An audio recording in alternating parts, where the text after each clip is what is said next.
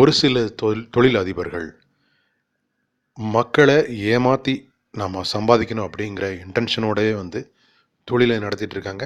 வெற்றிகரமாக நடத்திட்டு இருக்காங்க. இதில் போய் புது புது தொழில் முனைவோர்கள் சிக்கிக்கிறாங்க.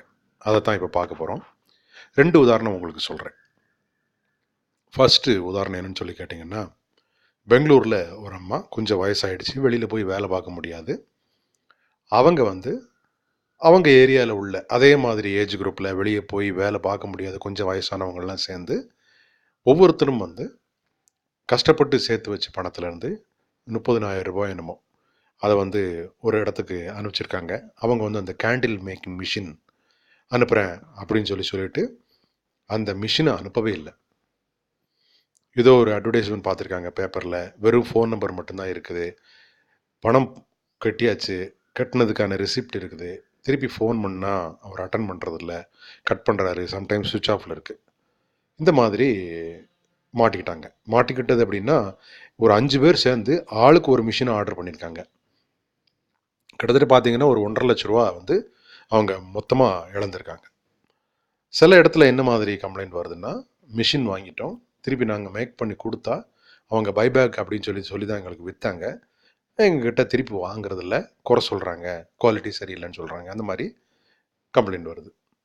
இப்போ இந்த மெழுகுவர்த்தி அப்படின்றது பாக்குமட்ட தட்டு அப்படிங்கிற அளவுக்கு வந்துருச்சு. இப்போ பாக்குமட்ட தட்டு மிஷின் நாங்கள் வச்சுருக்குறோம், நீங்கள் வாங்கிக்கோங்க, பாக்குமட்ட தட்டு நீங்கள் உற்பத்தி பண்ணி எங்களுக்கு கொடுங்க, நாங்கள் அதை வாங்கிக்கிறோம் அப்படின்னு சொல்லி ஒரு பைபேக் அக்ரிமெண்ட்டோட மிஷினை விற்கிறாங்க. இது எனக்கு ஒருத்தர் ஃபோன் பண்ணி கேட்டார். நான் அப்போ அவருக்கு சொன்ன விஷயம் ஒன்று தான், அதை தான் உங்களுக்கு சொல்கிறேன். ஒரு மிஷினரிஸை நான் விற்பனை பண்ணுறேன்.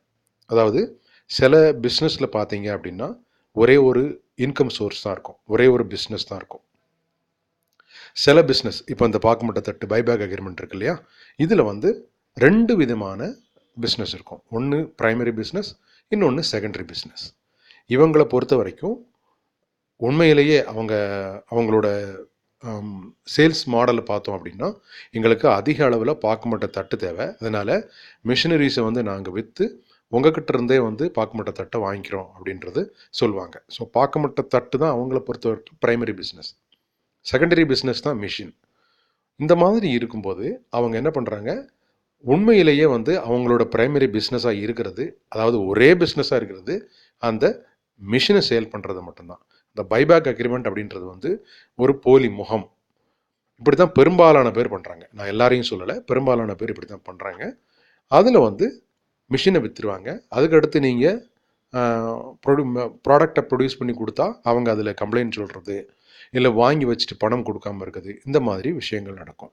இந்த மாதிரி எந்த ஒரு பைபேக் அக்ரிமெண்ட் அப்படிங்கிற ஒரு விஷயத்தோட ஒரு ப்ராடக்டை யார் விற்க வந்தாலும் நீங்கள் முதல்ல அவங்ககிட்ட கேட்க வேண்டிய கேள்வி, எனக்கு மிஷினை ஃப்ரீயாக கொடுங்க, நான் உங்களுக்கு ப்ராடக்டை ப்ரொடியூஸ் பண்ணி தரேன், மிஷின் ஃப்ரீயாக கொடுத்த மாதிரியே என்கிட்ட இருக்கட்டும், நான் ப்ரொடியூஸ் பண்ணி தர்றதில் நீங்கள் எனக்கு தர வேண்டிய பணம் இருக்கு இல்லையா, அதில் ஒரு போர்ஷனை நீங்கள் மிஷினுக்காக பிடிச்சிக்காங்க, அதுக்கு சம் இன்ட்ரெஸ்ட் போட்டாலும் பரவாயில்ல அப்படின்னு சொல்லி பேசி பாருங்கள்.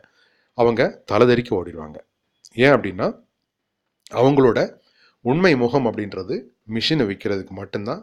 ப்ராடக்ட் அவங்ககிட்டருந்து வாங்கணும் அப்படின்றது அவங்களோட உண்மையான நோக்கமே கிடையாது. அதை ஒரு ஐடென்டிட்டியாக வச்சுக்கிட்டு உங்ககிட்ட மறைமுகமாக அவங்க மிஷினை தலையில் கட்டுறதுக்கு பார்க்குறாங்க. ஸோ இந்த மாதிரி தயவு செஞ்சு யாரும் ஏமாறாதீங்க. இன்றைக்கி எந்த ரோட்டில் அப்படியே நீங்கள் ஒரு கிலோமீட்டர் 2 கிலோமீட்டர் ட்ராவல் பண்ணால் டெஃபினட்டாக இங்கே பாக்குமட்ட தட்டு கிடைக்கும் அப்படின்னு ஒரு போர்டை பார்க்க முடியும். அதனால் நீங்கள் மார்க்கெட்டில் பாக்குமட்ட தட்டு தமிழ்நாட்டில் நிறைய கிடைக்குது, கர்நாடகாவில் அதை விட நிறைய கிடைக்குது. ஸோ நீங்கள் இந்த மாதிரியாக வர்றவங்ககிட்ட கொஞ்சம் உஷாராயிருங்க. பைபேக் அக்ரிமெண்ட் அப்படின்னு சொல்லி வந்துட்டாலே ஃப்ரீயாக மிஷினை கொடுங்க, இல்லை அட்லீஸ்ட் 50% தான் தருவேன், மிஷினை கொண்டாந்து இறக்கிட்டு 50% செக் வாங்கிட்டு போங்க, ப்ராடக்ட்டு நான் பண்ணி கொடுக்க பேலன்ஸை கழிச்சுக்கங்கன்னு சொல்லி பாருங்கள். அப்போ அவங்க உண்மையான சொரூபம் தெரிஞ்சிடும்.